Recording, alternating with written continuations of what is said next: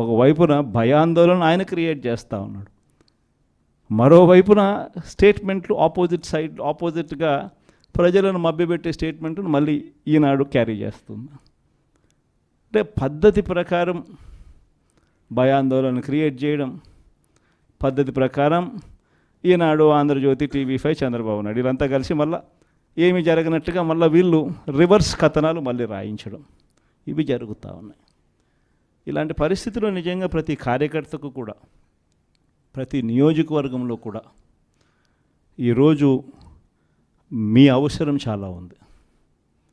ఎందుకనంటే కోర్టుల దృష్టికి, న్యాయస్థానాల దృష్టికైనా కూడా ఏదైనా మనం తీసుకొని పోవాలి అని అంటే ఇనిషియేటింగ్ ఎక్కడో ఒకసారి జరగాలి. కాబట్టి మీ అందరితో కూడా నేను ఒకటి చెప్తా ఉన్నా, మీరు చేయబోయే పాత్ర చాలా అవసరం. అందరం ఒక తాటి మీదకి వద్దాం. ఒక తాటి మీదకి వచ్చి అందరం గట్టిగా యుద్ధం చేస్తేనే ఈ తెలుగుదేశం పార్టీ చేస్తూ ఉన్న అన్యాయాలను ఎత్తి చూపగలుగుతాం.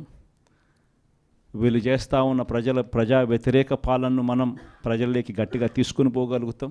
ప్రతి నియోజకవర్గంలోనూ కూడా మనం మన కార్యకర్తలకు అండగా ఉండే కార్యక్రమం జరగాలి.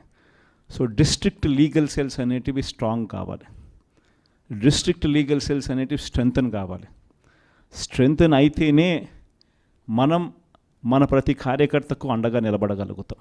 జిల్లాను ఒక యూనిట్గా తీసుకొని ఆ జిల్లాలో లీగల్ సెల్ ఎలా ఉంది, ప్రతి కార్యకర్తకు ప్రతి నియోజకవర్గంలోనూ ఈ లీగల్ సెల్ అందుబాటులో ఉండడము ఒక ఆస్పెక్టు, రెండో ఆస్పెక్టు తోడుగా ఉండడము. ఈ రెండు జరుగుతున్నాయా లేదా అన్న వాటి మీద ధ్యాస పెట్టాలి.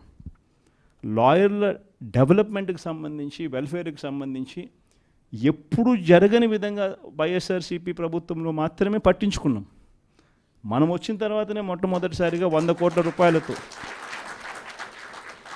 కోట్ల రూపాయలతో కార్పస్ ఫండ్ ఏర్పాటు చేసింది ఒక వైఎస్ఆర్సీపీ ప్రభుత్వం వచ్చిన తర్వాతనే. అంతకుముందు ఎవరూ కూడా లాయర్ల గురించి మాట్లాడారే తప్ప లాయర్ల వెల్ఫేర్ గురించి పట్టించుకున్న పార్టీ ఇంతకుముందు గతంలో ఏదీ లేదు. ఒక్క వైఎస్ఆర్ కాంగ్రెస్ పార్టీ మాత్రమే పట్టించుకుంది. 100 కోట్ల కార్పస్ ఫండ్ క్రియేట్ చేశాం.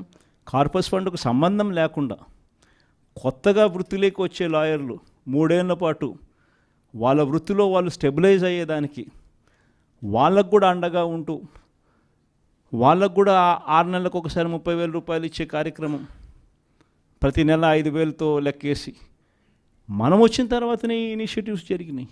ఇంతకుముందు ఎప్పుడూ జరగల. మనం కూడా యంగ్ పార్టీయే, మనం కూడా లీడర్ దగ్గర నుంచి మీ వరకు కూడా అందరు కూడా యంగ్స్టర్సే.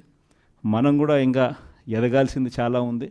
కొన్ని ఇంకా సంస్కరణలు, ఇంకా కొంచెం రిఫార్మ్స్, కొన్ని ఇంకా మంచి పాఠాలు ఎక్కడైనా కూడా మనం నేర్చుకోవాల్సినట్టు ఏదైనా ఉంటే కూడా తీసుకుని అవి కూడా మనం అలవాటు చేసుకొని ఇవన్నీ కూడా మార్పులు చేసుకుంటూ ఇంకా కొంత మనం ఆర్గనైజేషన్ మీద ఫోకస్ పెట్టి ఇంకా కొంత దగ్గరగా వెళ్ళే కార్యక్రమం చేద్దాం. ప్రజలకు, నాయకులకు, జిల్లాలో ఉన్న ప్రజలకు, జిల్లాలో ఉన్న నాయకులకు, జిల్లాలో ఆర్గనైజేషన్ పెరిగేట్టుగా అడుగులు వేయాల్సిన అవసరం ఉంది.